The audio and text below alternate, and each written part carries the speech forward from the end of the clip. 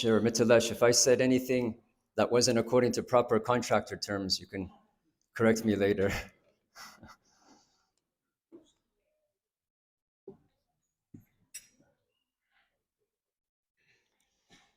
Okay, please repeat. Om Namo Bhagavate Vasudevaya.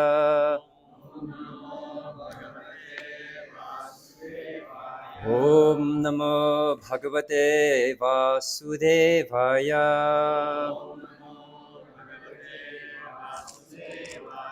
Om Namo Bhagavate Vasudevaya.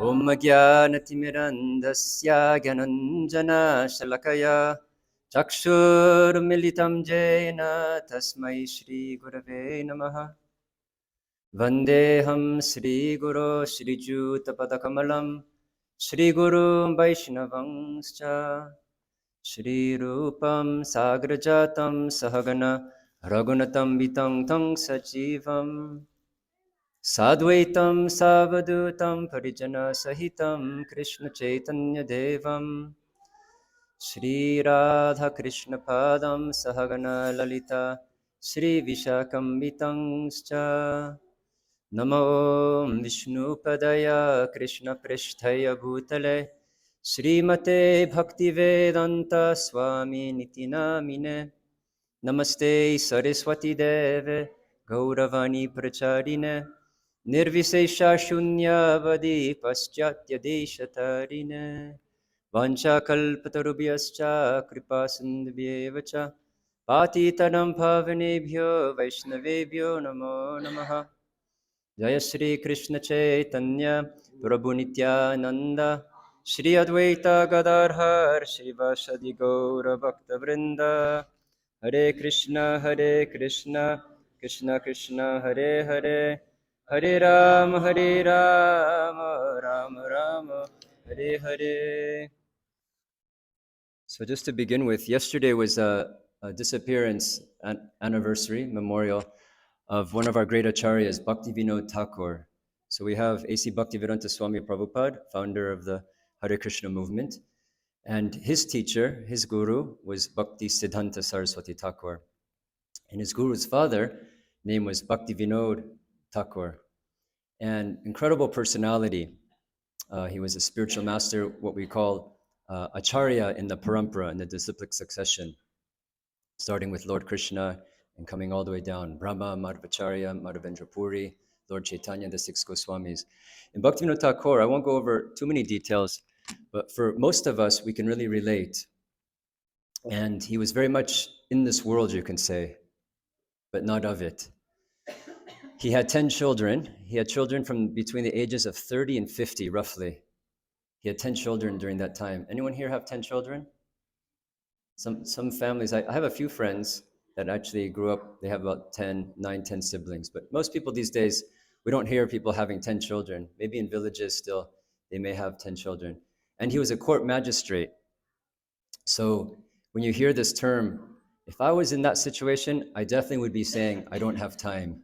If someone said, do you practice yoga or meditation? I definitely don't have time. I've got 10 kids and I'm a court magistrate. I don't have time. So Bhaktivinoda Thakur, one thing that's a real highlight for me, and I think for many of us, is along with having 10 children and being a court magistrate, he wrote over 100 books, and he had an incredible schedule. Srila Prabhupada, in one talk, he said he would get home, have some dinner, some chapatis and fruit, some hot milk, and right away he would go to bed around 7 o'clock. He didn't have an iPhone to check before bed. We know what happens after dinner, right? You go to that iPhone, and then 4 hours later, you're watching a YouTube video about some tree that had like a unseen monkey in it that jumped on a traveler and stole their diamond ring, whatever it might be. Like 4 hours later, you're just streaming something that wasn't even relevant to what you were initially going to look at. And that's pretty innocent. We know it can get much more entangling and degrading. But he didn't have that distraction. But even back then, there were distractions, whether it might have just been village talk or whatnot. So he made it an intention. He'd get home from work, And by 7, 8 o'clock, he would be resting, and then he would get up around midnight or 1, Prabhupada said. So he would sleep 4 or 5 hours, and then he would write. He would do his writing, he'd do his chanting on his beads, and then he would do correspondence, and then he would sometimes walk on his veranda, and he would talk to himself in the way of as though you're having a conversation with someone. He would ask a question, and then he would respond to that question, almost like you're having some kind of dialogue on Vaishnava philosophy. So very incredible personality. And also, he expressed, you could say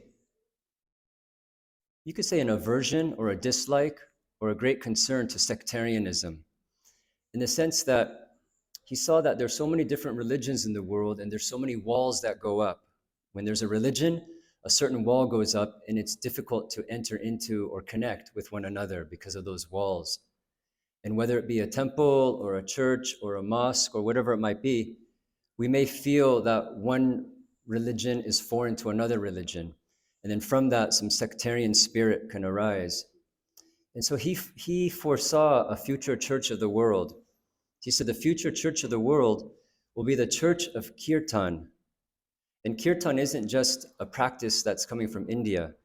Kirtan is a practice that's innately inherent within all of us. Kirtan means the glorification of God's holy name. The soul, the Jaiva Dharma, the Dharma of the soul, the essence of one's Dharma, Bhaktivinoda Thakur says, is Jiva Doi, Krishna Nam, Sarva Dharma Sar. So he composed a book called Jaiva Dharma. And in one of his songs, in another poem, he said this phrase, Jiva Doi, compassion to all living entities, Krishna Nam, Sarva Dharma Sar. The essence of all Dharma is showing compassion to all living entities and chanting God's holy name. And this is what he foresaw as a future church of the world. And so much so that he said people from all continents, Asia, Africa, Europe, even Antarctica, South America, North America, Australia, everything in between, will come together and even gather in Mayapur, the place where Lord Chaitanya appeared. Lord Chaitanya is the combined form of Radha Krishna in Mayapur. And they'll come together and they will rock this world with the names of Jai Sachinandana Gauda Hari. You can all say Gauda Hari, Gauranga. So he envisioned this. And then he also said there will be a Senapati Bhakta. And this is very much expressed also in the Chaitanya Bhagavat, in the pastimes of Lord Chaitanya, that there will be a Senapati Bhakta. Senapati means like a general in charge. But this Senapati Bhakta won't have bows and arrows like Arjuna had, or won't have a sword like Nakula or Sahadev, or a spear like Yudhishthir, or a club like Bhima. This particular general won't have any of those weapons, those astras. But as described in the Bhagavatam, what will be that astra? It'll be Krishna Varnam Tusa Krishnam Sango Pangastra Parshadam. By giving the association for a pure devotee of the Lord wherever they go, that becomes like a weapon to destroy the darkness of ignorance. And every place becomes a tirtha or holy place. And so he envisioned there will be a Senapati Bhakta that will travel the world and introduce this chanting of Krishna Nam to show the world what is Jaiva Dharma, what is the Dharma of the living entity, beyond sectarianism. And we can see how Srila Prabhupada was that person who fulfilled that prophecy of Lord Chaitanya and Bhaktivinoda Thakur. And here we are all coming from different continents. Some of us are from Asia, some of us are from Europe, South America, North America. Anyone from Antarctica? Any researchers have been there? Australia, we have so many temples in Australia. And we're all coming together and chanting and fulfilling that prophecy of Bhaktivinoda Thakur. This is the future church of the world. It's that church that will go beyond the boundaries, the walls of sectarian religion. And then he would say, when will that day be? He was envisioning, when will that day be? And he said, from imperfection, perfection will come about. So here we are, part of that legacy, part of that prophecy. And so this is Glory of Bhaktivinoda Thakur. There's so much to say about him. You can Google him, Bhaktivinoda Thakur, and I guarantee you'll be very enlivened. Add him to your list of biographies. We've all in school, we've learned about whatever country we come from. We've learned about kings and queens and soldiers and politicians and activists and reformers. So it's definitely worthwhile to do a little research about this personality, Bhaktivinoda Thakur. And then today is another special day called Gundicha Marjano. It's a special day where Lord Chaitanya and associates, where before the Rath Yatra, how many days before? 7, 10 days? Oh, tomorrow's Rath Yatra in Puri. So the day before is Gundicha Marjano. So tomorrow is actually the Rath Yatra in Puri, very famous pastime. It's the pastime where the gopis bring Krishna back to Vrindavan. So and it's enacted with these amazing carts, and in a couple months we'll be having our own Rath Yatra here. But the day before is called Gundicha Marjana, where they prepare the altar for Jagannath. And they get hundreds of water pots. Tulsi was reading this morning, hundreds of water pots, and they're clashing with each other, and they're washing the temple. They're sweeping and sweeping and sweeping. And after sweeping thoroughly, hundreds of devotees, Lord Chaitanya is saying, sweep more. And then he would sweep himself. He would get his cloth, and he would sweep, and he would find even more dust and more dust. And they would just do such refined cleaning. And we can even try it today. If you can stay afterwards, we can get into some detailed cleaning of the temple. It's the day to do it. And anyhow, that whole pastime, as joyous as it is, it also represents the cleansing of the heart, the anartas, the things that don't have value, the dust and the grains.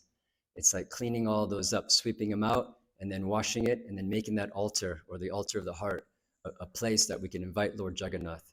So it was both a historical, physical moment where they cleaned the temple with buckets of water, hundreds of people, and they weren't even having to talk to each other. They would just say, Krishna, Krishna.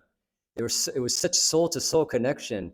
There was such super soul connection with each other that Mahaprabhu and his associates, they didn't even need to say, can you get me the broom, and can you get me that bucket of water and the dustpan? And they didn't need to discuss those logistics. They were so in tune. They would just say, Krishna, Krishna.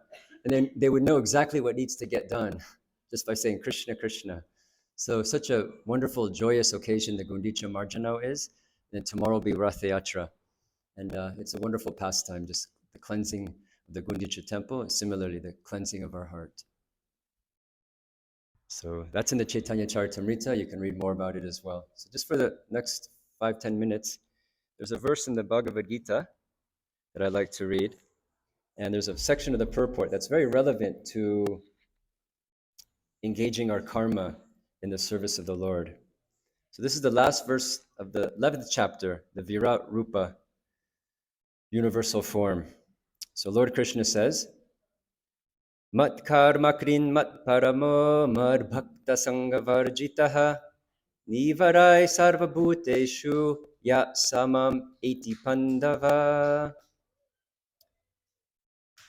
So Srila Prabhupada says, no work should be done by any man except in relationship to Krishna. This is called Krishna karma. One may be engaged in various activities, but one should not be attached to the result of his work. The result should be done only for Krishna. For example, one may be engaged in business, but to transform that activity into Krishna consciousness, one has to do business for Krishna. If Krishna is a proprietor of the business, then Krishna should enjoy the profit of the business. If a businessman is in possession of thousands and thousands of dollars, and if he has to offer all this to Krishna, he can do it. This is work for Krishna. Instead of constructing a big building for his sense gratification, he can construct a nice temple for Krishna, and he can install the deity of Krishna and arrange for the deity's service, as it is outlined in the authorized books of devotional service. That's one of the plans too, is to even actually do a whole new tiling of the altar. A lot of the tiles are getting loose in the grout. So the idea is to even do a whole new restructure of the altar, which will be really ecstatic. If one constructs a very big building for Krishna and I read that. That is called Krishna consciousness. If, however, one is not able to construct a temple for Krishna, one can engage himself in cleansing the temple of Krishna. That is also Krishna karma. So, all right, I don't have that much funds that I can help sponsor the construction or renovation of a temple, but I can clean. I can pick up a broom. Krishna's blessed me with 2 arms, 2 legs, In a little strength, I can pick up a broom or a mop or scrub some pots, right? I can clean for Krishna. One can engage himself in cleansing the temple of Krishna. That is also Krishna karma. One can cultivate a garden. Where's Damodar? There's Damodar. He just planted 9 plots, 6 by 8, 8 plots, 7 plots, 4 by 10, 7 plots, and he's already bringing dozens of marigolds, and they're going to be busting out after this heat. This heat's kicking in after the rain. And anyways, he brought like over 100, and now he's expecting a couple hundred a week after the heat gets going. So he's dedicated, him and his wife Divya. They got a whole master plan for growing flowers. So if you have a little garden space, plant some flowers. Tyson's here. On the weekends, he's always doing some gardening, some organization of the landscape around here. Him and Giri, they were trimming some trees the other day. So do some gardening, do some landscaping, and bring a flower or 2 or 100 for Krishna. So this is also Krishna karma. One can cultivate a garden. Anyone who has land, in India at least, any poor person has a certain amount of land, can utilize that for Krishna by growing flowers to offer to him. So in India, anyone has some land. Here, even if you have an apartment, you can get a few little planters that are about, 2 feet by 8 inches, and you can stick 4 marigolds in there. And I guarantee you in a few months, you'll have a lot of marigolds in that little container. And you can bring a flower or 2 to Krishna. 100 times nicer than buying it at the store. Can utilize for Krishna. One can sell tulsi plants. Anyone received tulsi from Tyson recently? He's got dozens of them growing. One can sell tulsi plants because tulsi leaves are very important. And Krishna has recommended this in Bhagavad Gita. Patram pushpam palam toyam. So grow tulsi, right? Grow tulsi, make your house a nice place for Tulsi Devi, and make some offerings to Krishna, and you can put a tulsi leaf in the offering. Patram pushpam palam toyam. Krishna desires that one offer him either a leaf or a flower or fruit or a little water. And by such an offering, he is satisfied. This leaf especially refers to tulsi. So one can sell tulsi and pour water on the plant. Thus, even the poorest person can engage in the service of Krishna. These are some of the examples of how one can engage in working for Krishna. So this is the beauty of Krishna consciousness. It's not passive. It's not limited to just a certain class of persons that might be yogis meditating in the Himalayas. For example, in Zen meditation, to do Zazen, you sit like either in Padmasana or Siddhasana, right? And then you're either in Gyan Mudra or Dhyan Mudra, and then you sit, not for 1 minute, not for 10 minutes, you sit for 1 hour, 2 hours, 3 hours. So even for us adults, what to say of kids, who can sit and just focusing on your breath, practicing full dhyan, full meditation? Very rare soul can do that. And then maybe eating some buckwheat soba noodles with a little kale, maybe a little salt and lime, that's extra, once a day, and then rising at 12 at night, joining the Yamabushi monks in the mountains of Japan, walking barefoot 18 miles, or reciting the, what do they recite? The Padma Sutras, the Lotus Sutras, in freezing water, doing pranayam while you're reciting the sutras. And then you come out, and then they have a festival where they walk on samurai swords, and they learn to walk, and also on fire, on coals. That's the Sunday feast for the Yamabushi monks. Not practical. A very rare soul can even sit for 10 minutes in Dhyan Mudra. What to say of Siddhasana or Padmasana? It's challenging for us, right? So Prabhupada is giving us a very practical application. If you can't sit in Padmasana or Siddhasana or Sukhasana and chant japa for 8 hours a day, wonderful. No harm. If you can practice the Ashtanga Yoga, do the yamas and niyamas, asana, pranayam, pratyahar, dhyan, samadhi, practice that. If you're active, just like doctors and lawyers and contractors, they're going 8, 9, 10 hours a day. And one might say, I just can't be a yogi. No, Krishna is saying you can be the highest yogi. Who's more busier than Arjuna? Rising at sunrise. Arjuna didn't rise at sunrise and do Dhyan Mudra and Gyan Mudra. He may have done a little meditation and a little puja to his weapons. He may have done some arti, but right when the sun rose, training, intense training, just like Navy SEALs, every day. It wasn't just 7 days and then you don't do, or one month of boot camp. Every day, Arjuna and the Kshatriyas, they are training intensely. These personalities, Arjuna was an Atirat. Atirata means not only 1,000 or 10,000, 16,000 warriors they would face single-handedly. So that takes a little training, would you say? A little bit more than punching a bag or jump roping a few hours a day. From morning to evening, they're training. So who could be more busier than Arjuna? At least from sunrise to sunset, Arjuna was super active.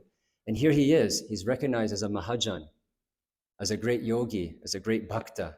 So much so, Krishna says, Sa evayam mayatedya yoga prokta puratana bhakto si mesakacheti rahasyam hitar uttamam. Arjuna, because you are my friend and my devotee, not because you can hold your breath and do kumbhak yoga, or because you're very wealthy or very beautiful, although Arjuna was very handsome, he was very wealthy, Dhananjaya, that's not why he's famous.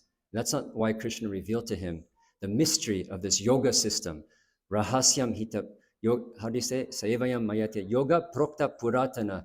This ancient yoga, this rahasyam, this mystery, this hidden kind of mystery. I'm revealing it to you because you are my devotee and you are my friend. That's why Krishna revealed it to Arjuna, and that's why Arjuna had full realization of bhakti, because of that relationship he had with Krishna as a friend and as a devotee. So all of us, whether we're planting some flowers, whether we're cleaning at home, while we're doing the laundry, we're chanting some mantras, while we're earning our paychecks, we're contributing something to help improve the temple for Krishna's pleasure and future generations to come, and for Sunday feasts to keep happening. If we're a writer, then write for Krishna. If you're a dancer, dance for Krishna. If you're a cook, cook for Krishna. If you're a parent, parent for Krishna. It's right there in the Srimad Bhagavatam. Guru na sasyat, pita na sasyat, right? If one's going to become a mother or father, make that your yoga practice. Do it so nicely that your dependents are going to get an opportunity to become free from the cycle of birth and death. Don't just raise them to put on fancy clothes and get a PhD and take some family pictures. That's okay. Also do that. Have a nice picture on the wall, nice clothes, and wealth. That's okay. But most of all, have your children remember you that, wow, my parents gave me the greatest wealth, remembrance of Krishna, remembrance of Bhagavad Gita, of the process of self-realization, so that when I meet death, or even before I meet death, if my parents meet death, I can support them in their progress to the spiritual world, and I can dedicate myself to a lifestyle so that at the time of death, I can also transcend and go beyond the cycle of birth and death. Janma karma, chame divyam, evanyo veti tatvataha, tyaktva deham punarjanma, naiti mam eti sorjuna. Krishna says, one who knows about me, about my activities, such a person, they won't take birth again in this material world. So even parenting, let that become your yoga, that your connection to Krishna. Sometimes we're parenting, we're thinking, gosh, I wish I can just do some spiritual life. I got to raise these kids, and it's like, I got to clean up that applesauce and vacuum the floor and cook 3 times a day and change the diapers and put them through school and take them skateboarding and whatever. It's like, we're thinking, I have to, instead of, wow, what an opportunity I get to. These souls have come under my care. Krishna has blessed us with a son or a daughter, and I can make that into my yoga practice. Just like Arjuna, intense personality, intense warrior.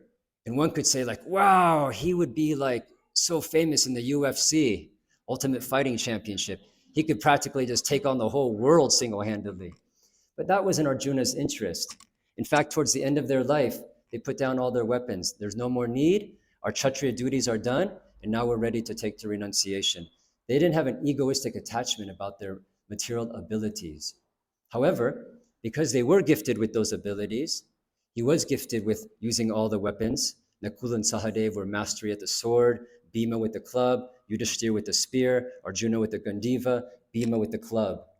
They were masters at those weapons, and they mastered them so much so that they engaged that in yoga. They engaged even their martial skills into an artistic form of yoga in service to Krishna when there was a need. Because in this world, there's the duality of the divine and the demoniac. And when the demoniac forces like Dushashan and Duryodhana were taking over, it was going to be a burden to the earth. Women and children would be exploited. And the Kshatriyas, the warriors, are there to make sure that they're cared for, that the earth is cared for, that the animals are protected, that the brahmanas and the scholars and the philosophers and the parents and the children are all cared for. And if there's abuse and exploitation, they'll step in. They'll step in to protect. And that's their yoga. So whatever it might be, doctors, lawyers, engineers, contractors, dancers, cleaners, even the trash truck person. Sometimes we see someone driving the trash truck up and down the alleys, and someone might think, gosh, if that person went to college, they could have gotten a higher paying job. However, if they didn't come up and down that alley after 1 month, and you were just throwing your trash over your fence every day into a trash can, I guarantee you, after a month, you wouldn't want to go in your alley, right? Even after 1 week, the trash smells horrible. Has anyone ever lifted the lid off their trash can? It's a horrible smell. And so even the trash truck person driving up and down, that could become their yoga. While they're driving, they could be chanting Krishna's name and engaging that karma for Krishna's pleasure. Whatever, Prabhupada is saying, whatever one does, do it for Krishna. If you're a business person and you make money, then give that to Krishna's service. Engage that energy, whether it's money, whether it's a skill, whether it's ability, whether it's your voice, whether it's your parenting, your cooking skills, whatever it might be that Krishna has gifted you with, make that into yoga. And if you serve Krishna as a bhakta and you become his friend, then Krishna will reveal this message of Bhagavad Gita. For many people, it's a great mystery. This Bhagavad Gita can be very esoteric. But you simply serve Krishna with your heart, become Krishna's friend. And like Arjuna, he'll reveal to you the mystery of this great science, Yoga Prokta Puratanaha. Om Tat Sat. So I'll stop there, and we invite everyone, engage your karma. And especially on a day like today, but every day, you're welcome to come and help clean the temple. There's a lot of details like in the kitchen and in the temple room and downstairs. And then for phase 2, we'll be printing out some notices. We'll probably have a poster once the architects and engineers and designers will start showing what it's going to look like and how you can contribute. And I think we can do it. I think it'll be really nice to see this temple renovated and solid for the next 100 years. I think it'll be a really wonderful offering to Srila Prabhupada.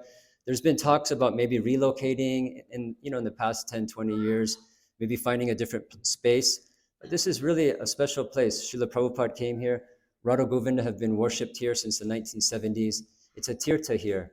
And it would be really nice to continue seeing this temple grow. And maybe someday even we get some land close by within an hour and we can have a nice farm project.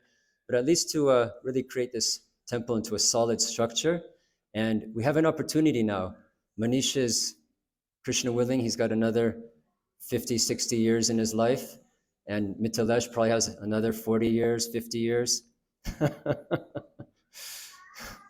May you live a long life. But they're dedicated. They're fire. When I'm with them, I actually feel the pressure.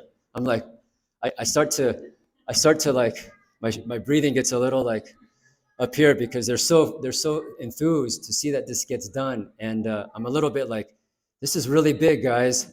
This is really big. But they're determined. And then when I get home, I said, Krishna's really big. Krishna's bigger than the biggest. What's $400,000? It's like, it's an energy, right? Lakshmi is an energy. And if that is connected to Krishna, it can happen. It can happen. So anyways, we'll discuss that more as the weeks go on. There'll be some drawings. We'll have a nice screen there. The bathroom, I tell you, it's like the night. Just don't bring your sleeping bag in bed and your bedding, because once you're in that bathroom, you're going to be like, this is a nice room. Solid granite, stone sinks. The only plastic thing in there is like the toilet lid. It's the only plastic. Everything's super high quality. Anyways, you have to talk to Manish for the details, but it's just, and underneath this, the how solid everything is, the construction of it is just amazing. And so that's what we're going to get for everything that goes into the construction. I tell you, if we miss this opportunity with Mithilesh and Manish, who knows, if it's rare that there's going to be a contractor that's born that used to come to the temple since they couldn't walk, and that's going to serve the temple without even asking for a penny. It's Krishna's arrangement that it's happening now. And so I think it's an opportunity for all of us in the greater community to see that we can make this happen. Srila Prabhupada ki jai, Shri Radha Govinda ki jai, Gaur Premanandi, Hari Hari Bol.